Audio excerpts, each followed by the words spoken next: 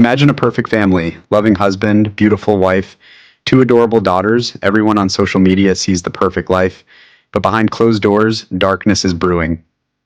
On August 13th, 2018, a pregnant mother and her two little girls vanished. The husband went on TV pleading for their return, but he was lying. This is the story of Chris Watts. This is Cold Trail. Chris Watts and Shanann Watts seemed like the ideal American family. Chris, 33, worked in the oil industry. Shanann, 34, was a successful consultant. They had two daughters, Bella, 4, and Celeste, 3. Shanann was pregnant with their third child, a boy they planned to name Nico. On Facebook, their life looked perfect. Happy posts, loving messages, family adventures. But it was all a lie. Chris was hiding something dark. In summer 2018, Chris began an affair with a coworker named Nickel Kessinger. He told Nickel his marriage was over, that he was separating from Shanann. He presented himself as a soon-to-be single dad. Nickel believed him. But Chris never told Shanann about the affair. Instead, he grew distant, cold. Their marriage was falling apart, but Shanann was trying to save it. She had no idea what Chris was planning. In early August, Shanann took Bella and Celeste to North Carolina to visit her family.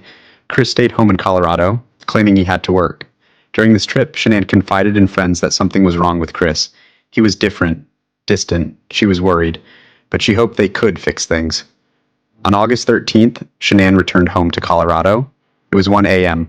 Chris was waiting. Within hours, the nightmare would begin. August 13th, 2018. Shanann arrived home around 2 a.m. after her flight. By dawn, she, Bella, and Celeste were gone. Chris left for work that morning as if nothing happened. A friend of Shanann's came by for a doctor's appointment they had scheduled. No one answered the door. Shannann's car was in the garage, her phone was inside, her purse, everything. But Shanann and the girls had vanished. Shannann's friend Nicole Atkinson knew immediately something was wrong. Shanann never missed appointments, especially doctor visits for her pregnancy. Nicole called Chris repeatedly. He claimed he didn't know where Shanann was, that they'd had an emotional conversation, and she left with the kids.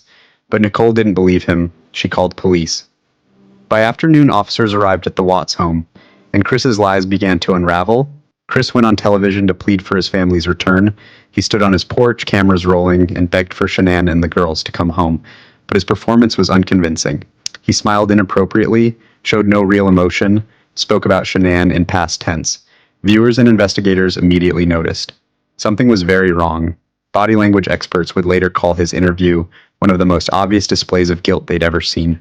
Police interrogated Chris. They told him they knew he was lying.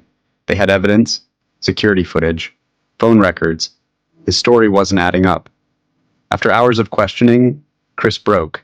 He confessed. But his first confession was another lie. He claimed Shanann killed the girls in a rage after he asked for separation, and he killed Shanann in revenge. Investigators didn't believe this either. They pushed harder, and finally, the full truth came out. Chris eventually admitted the truth. He murdered Shanann in their home while she slept. Then he loaded her body and his two living daughters into his truck. He drove to an oil site where he worked. Bella and Celeste were still alive, asking about their mother. At the oil site, Chris murdered both girls. He disposed of all 3 bodies there. Shanann was buried in a shallow grave. The girls were stuffed into oil tanks. Unimaginable, unforgivable. Chris Watts pleaded guilty to all charges. He's serving 5 life sentences without possibility of parole. Shanann's family has worked tirelessly to keep her memory and the girls' memory alive. This case shocked the world. A reminder that evil can hide behind a perfect smile.